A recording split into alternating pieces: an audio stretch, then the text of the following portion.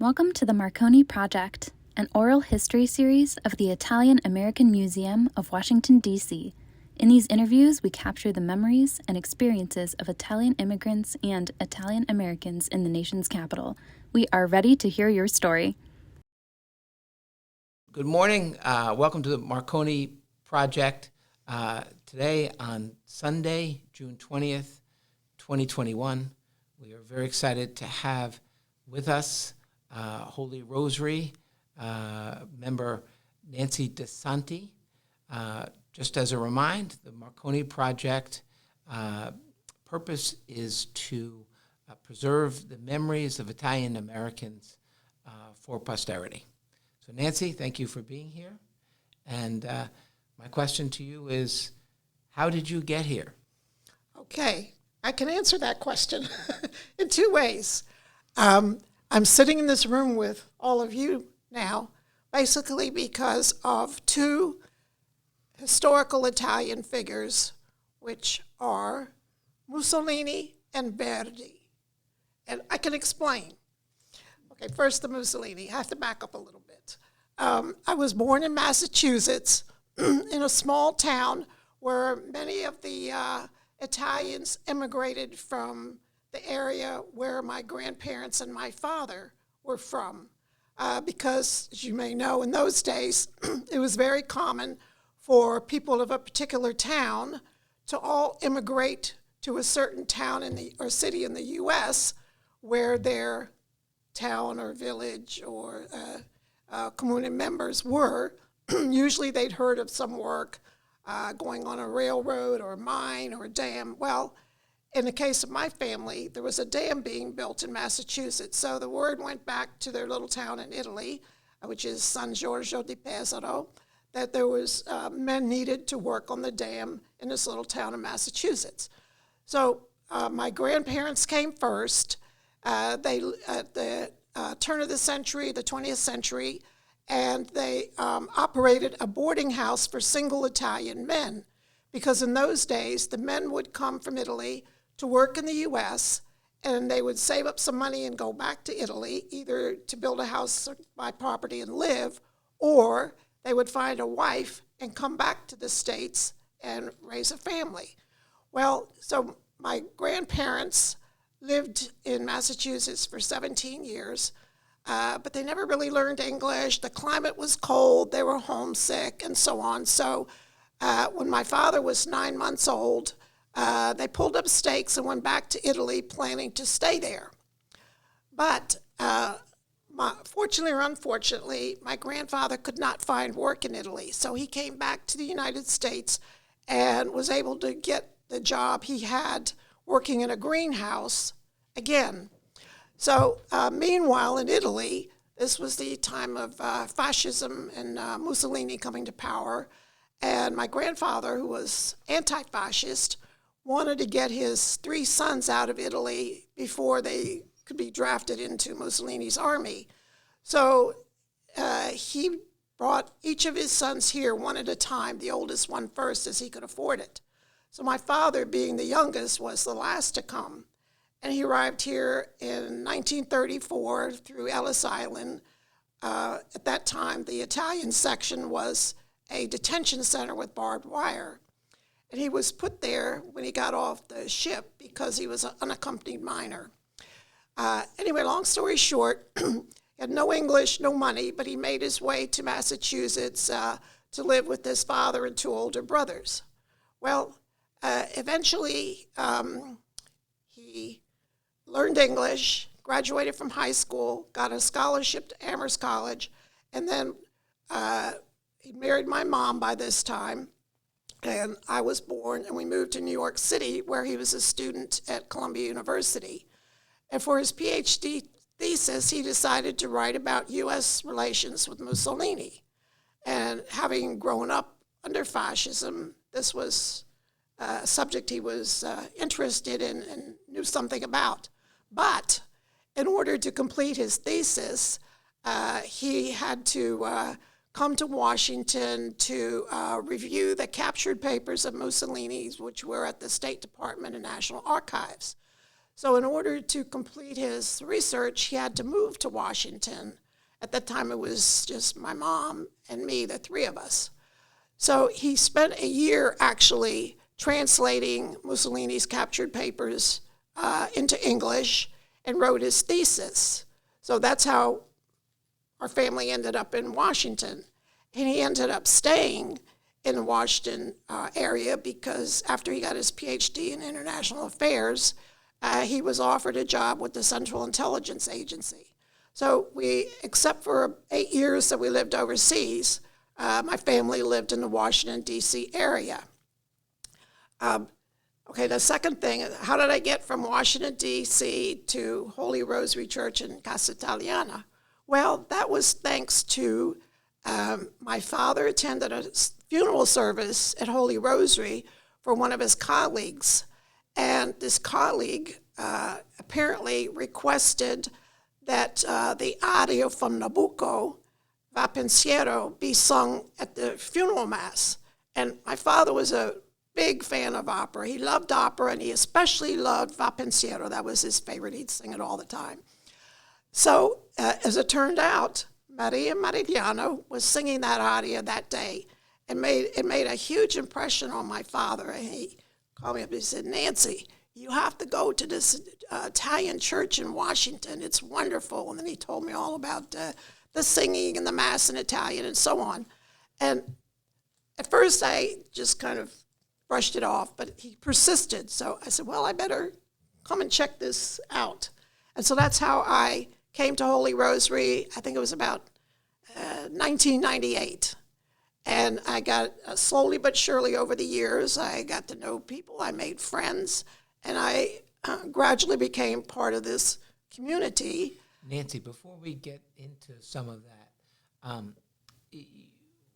what's your relation, what's your memories of Italy? Did you go back with your parents? Yes, I went back many times with my family, and actually for 4 years I lived in Athens, Greece, which was obviously very close to the Adriatic side of Italy, where my family is from, or my relatives still live.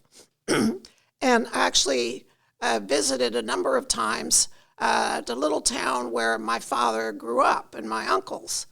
And at the time, my grandmother and my aunt were alive, and they were living there. And so I got to know a little bit about this town, which is probably typical small town Italy of those days. It had about 2,000 population. And, like so many towns in Italy, there's something so unique, so historical about so many of these little towns. Well, in the case of this little town, San Giorgio de Pesaro, you could say its claim to fame was the Metauro River runs right by the town. And that was the site of the famous Battle of the Metauro River, which historians have called one of the 15 decisive battles in world history, not just Italy, world history. The Battle of the Metauro River was one of the 15 most important battles in world history. And the reason it was important is that during the Second Punic War, Hannibal's brother Hasdrubal was defeated at the Battle of the Metauro River by the Roman army. And the head of that army, a man named Claudius Nero, cut off the head of Hasdrubal and took it down to southern Italy to the camp of Hannibal and threw the head inside his tent. And it so demoralized him, supposedly, that he didn't pursue his conquest of central Italy and basically went back to Carthage. So that's why it was called the decisive battle. Anyway, my father used to cross this river on a donkey cart when he was a boy. And I've actually seen this river, which is now kind of a dried up riverbed. It's not really a river anymore. But anyway, it stuck in my mind. And it was one reason that I really took an interest in history, in world affairs, and geography, and so on, because that was very much emphasized in my family. Both my parents, at the dinner table, they would, our topics of conversation would be what was going on in the world. And we had to know certain dates, certain events. For example, My father might ask us on October 28th, okay, kids, what's today?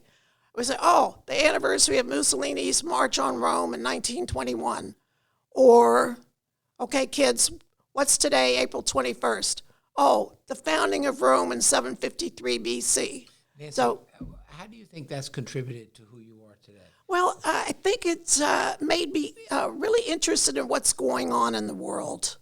I just have a curiosity to know what's happening in different places, and I attribute that not just to my parents, but having lived and traveled in different parts of the world.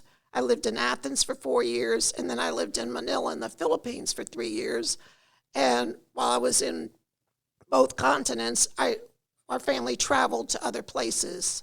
I've been to France a couple times. I've been to Japan, Hong Kong, parts of Asia, that probably, had I not had those experiences, I would not be so interested, maybe you could say. And you've been to a lot of places, but you've decided to continue to live in Washington, D.C. Yes. I like that Washington is an international city. I like that it's a clean city with lots of interesting things to do, many of them free or low cost. You have beautiful museums, nice parks. You have people that are, many of them educated, well-traveled, culturally interested in things, and I like that environment. Now, there was always a possibility that had my father not come to Washington to do his research, he had hoped, we were living in New York City in the Bronx, and he had hoped to become a professor at some university in New York. And I would have probably grown up in New York and had a different life. But I'm happy for the life I've had because, for example, since coming to Holy Rosary, when I first came, the only person I knew was a family friend named Dr. Enrico Davoli. But since then, I've met many more people, very interesting people, wonderful people. And I've had many amazing events. I can't even begin to tell you, but I'll tell you one. For years, I've been coming to the 10 o'clock, or it used to be 10:30 Italian Mass at Holy Rosary. Well, one morning I got up just like a normal morning. I got dressed. I came to church. I saw some limousines and armored cars around, but I didn't think anything of it because the FBI building's across the street. But little did I know that the preparations were for the visit of the Italian president, Sergio Mattarella. So I came to Mass, and it was a closely held secret. I think Father Ezio and Maria knew. But so lo and behold, in walks the president of Italy with his daughter and his security and some people from the embassy.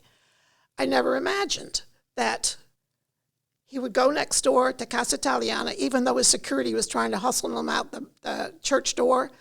He stayed in Casa Italiana for 1 hour, talking to people and taking pictures, and I shook his hand. And it was a lesson to me that you never know what surprises life has in store with you. I would never imagine getting dressed for church that day. Then a couple hours, I would be shaking hands with the president of Italy. This was in February 2016 when he came to visit President Obama at the White House. So it was a lesson to me that life is full of unexpected pleasures, unexpected experiences, and meet people that you never imagined. So, and that's really been true over the years I've been here. For our listeners and viewers, Nancy is a tireless volunteer in many ways to the community of Holy Rosary and Casa Italiana Social Cultural Center. Can you tell us a little bit about some of the organizations you're Sure. Well, I served on the parish council under Father Ezio Marchetto for 4 years from 2013 to 2017. And during that time, I was on the social committee with Darlene Di Battista and Simonetta Baldassari.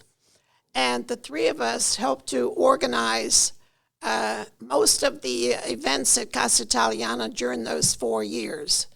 Everything from, we helped organize the Holy Rosary galas.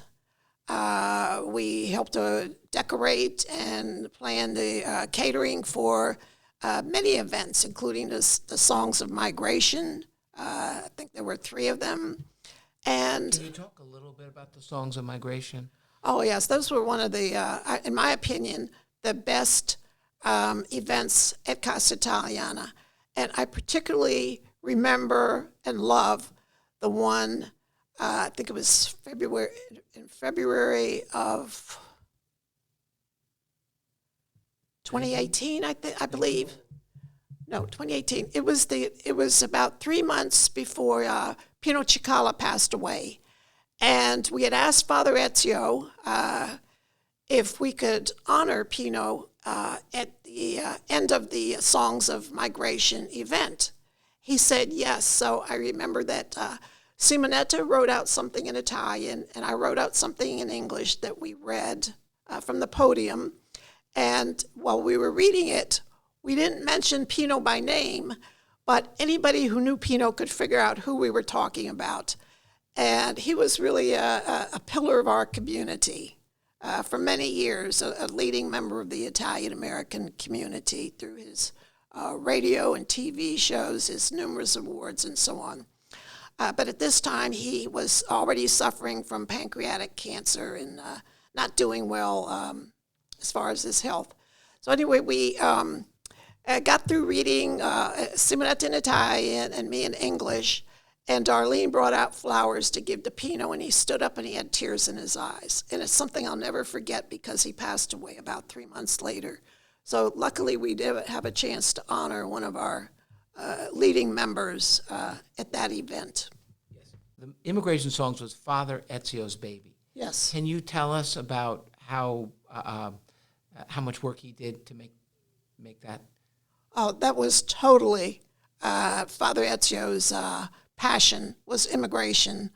And he planned the first one thinking, well, this might be it. But it was so successful that they sold out of tickets. And so then it was decided to have another one. But honestly, I have to say I've been to many, many events at Casa Italiana. But probably if I had to pick one that was my very favorite of all, it was that first Songs of Immigration. Thank you. Thank you. I'm going to go back and let's talk a little bit about your dad. He was an interesting and an accomplished character. Tell us more about some of the works, some of the books that and the research he did. Sure. Well, as I mentioned, he wrote the book on Mussolini. That was a subject that was near to him because he grew up under fascism in his small town in Italy, and he saw that there was even in this small town of 2,000 people, there were 2 opposing factions, the fascists and the Catholics, and you were expected to, for example, go to the Catholic barber. You played chess with the Catholic club. The whole town was very divided, and at the time, I remember he mentioned that there was only one car in the town, and that belonged to this apparently a tyrant who was the fascist mayor of the town. But also he recalled that some men from the town were sent to fight on the Russian front, and they eventually, which was very harsh conditions, bitter winters, the fighting and so on, and some of the men actually walked back to the town from the Russian front, and they were so skeletal by the time they made it back that their own families couldn't recognize them. And it truly, he understood that war was hell. But he had an interest in historical figures, and I guess decided to write about something he knew something about. The other book he wrote was about Christopher Columbus. He was very much an admirer of Christopher Columbus. So after he retired, he decided to write a book about Christopher Columbus, Hero of the Millennium. And he wrote it in time for the 1992 500th anniversary. And he actually went with a group from Neaf to Genoa to celebrate that. And he had his picture taken in front of Christopher Columbus's house. And while he was there, he also went to the port of Genoa and saw this place from where his ship had left from Genoa to Ellis Island many years before, and was able to see the last thing that the immigrants saw of Italian land at that time. And one of the first things that my father and I did after I started coming to Holy Rosary, Casa Italiana organized a trip to Ellis Island.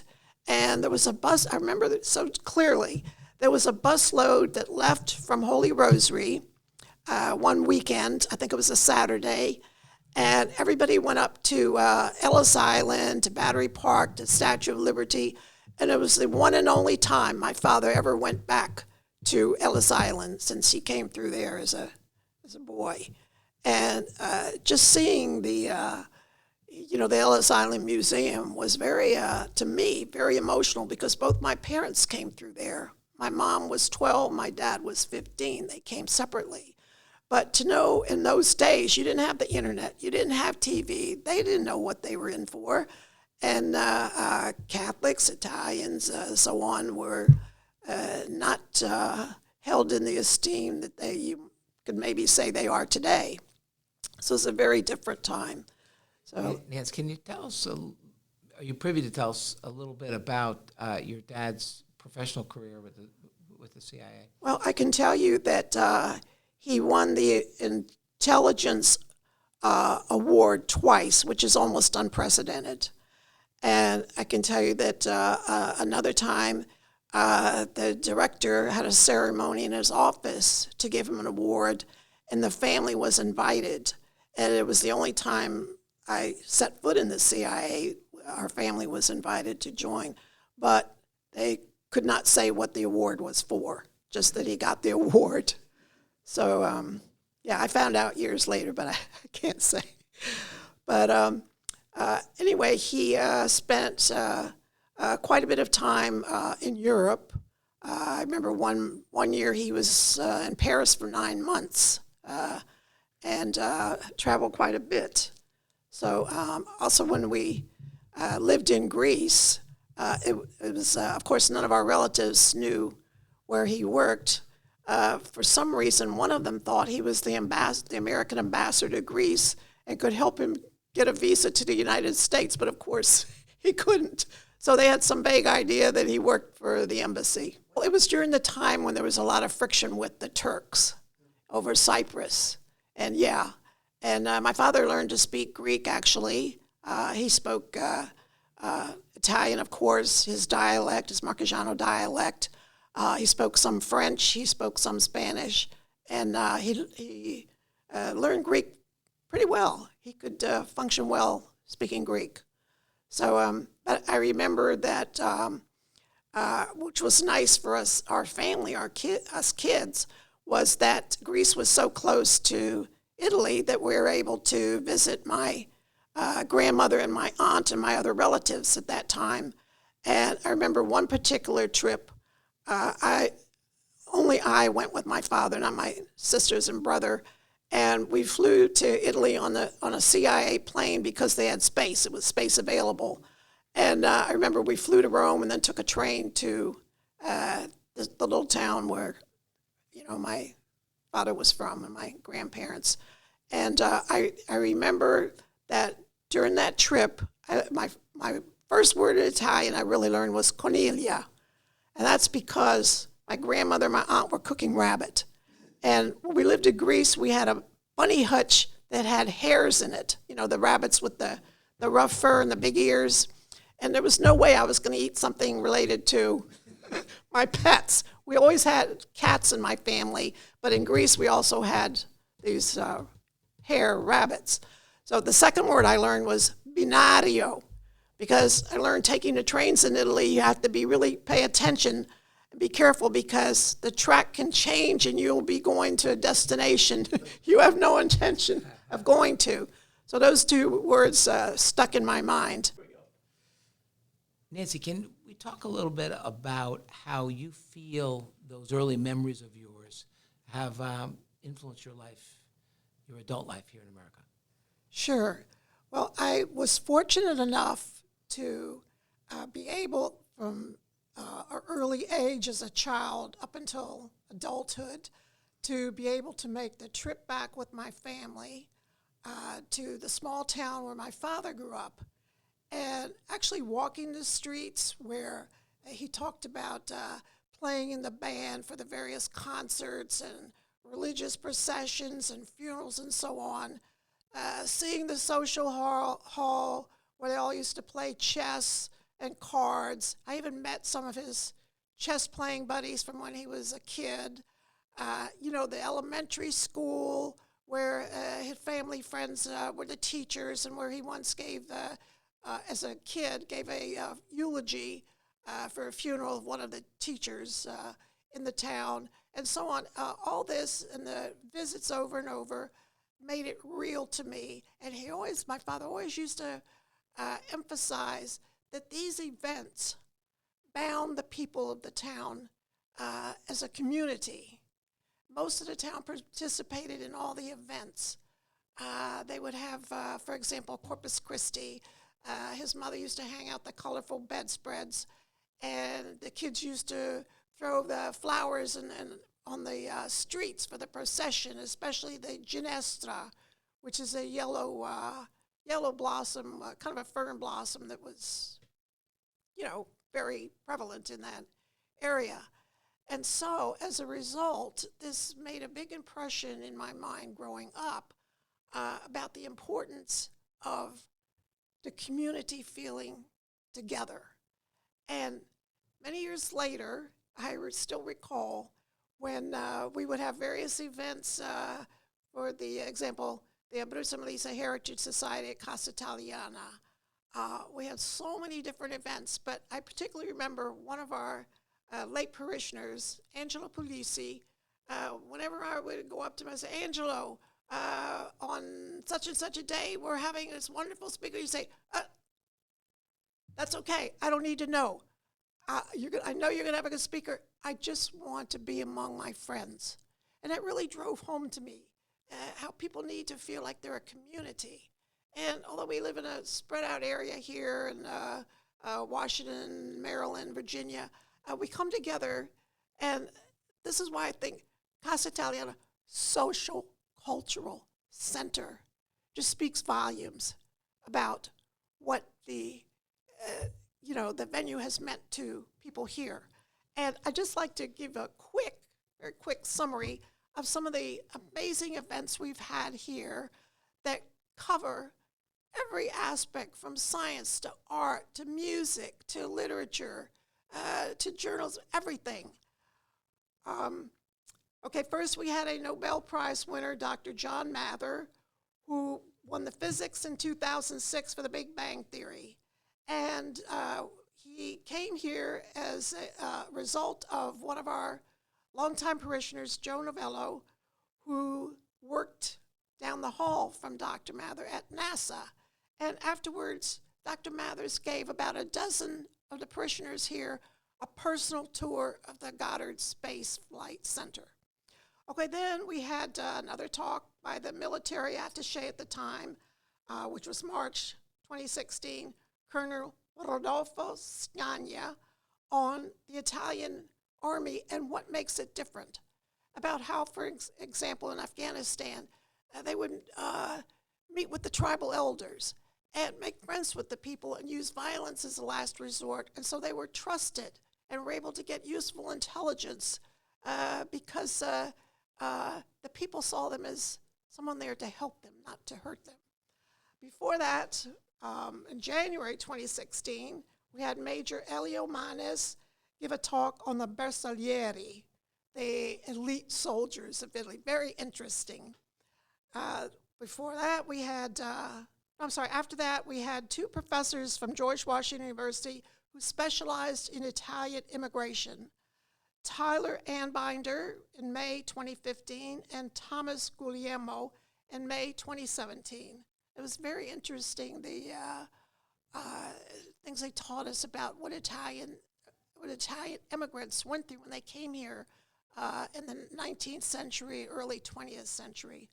Then, for change of pace, we once had the Zampognari playing the shepherd's bagpipes. They were actually in Casa Italiana playing, and they went around to the various tables playing the songs on the bagpipes from the shepherds from, ancient times up until now. Once we had, in actually July 2014, we had 3 artists in our community give us a talk and show examples of their work. We had the late Antonio Bianchini, who did mosaics. We had Raffaele Di Gregorio, who did painting. And we had Roberto Paulinelli, who did ceramics and who's even now a teacher at the Casa Italiana Language School, teaching ceramics. Another time we had exhibit of World War II artifacts, things like, which we would consider antiques now, but like flat irons. And I remember a pair of shoes made out of a slice of a tire with leather strings attaching the tire piece to the foot. And I was looking at this remarkable looking shoe, and the late parishioner Nick Ferranti came up to me and he said, "I used to make those shoes."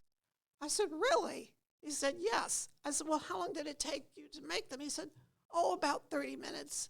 In other words, they worked with what they had, which wasn't much in those days. But it was very interesting to see, 70 years ago, this is what people had, what they did to survive. And they're very creative and inventive. Another time, my father, Louis Desanti, gave a talk on his book about the U.S. and Mussolini. That was in June 2012. We had a talk by Paul Paulicelli twice, most recently in January 2019. He's a former news director for NBC in Washington, who became a documentary filmmaker and who traveled to Italy and spent 3 years there and wrote a book, Under the Southern Sun, in which he describes his great love for southern Italy, which is where most of the immigrants came from. So that was very good. He now teaches a class on emigration at the University of Calabria, or he did before COVID and will again. Then we had, in September 2019, we had a Vespa Raduno honoring Corradino d'Ascagno, the inventor of the Vespa. We had many Vespas here. We had a display. We had a film. Very interesting. And we drew a lot of the Vespisti from the local Vespa Club of Washington, who at that time the president was Willie Moe. What is it about the sense of community? There's also an informal aspect about spilling out from church into Casa Italiana, where every week you're likely to see, 40, 50 people, which you can catch up with and on a regular basis. But there's also a great informal sort of community here. Would you agree? Yes, I would definitely agree. And, the Casa Italiana opened up to having coffee after Mass roughly a month ago after being closed down due to COVID restrictions. And a few of us have been joking that now the Mass attendance has really increased because people who come from further out in the suburbs or whatever that could watch the Mass at home live streamed now want to come to a Mass in person now that you don't have to make reservations, and also to gather with their friends, some of whom they haven't seen in over a year. So it's been fun and it's been interesting and very enjoyable, I think, for many people to be able to talk to their friends in person who they haven't seen in a long time. And those bonds that were forged don't die just because you don't see someone for a year and a half. You can, it's almost you watch people take up where they left off. All right, Nancy, I think that just about does it. So thank you, Nancy. And thank you, Tom.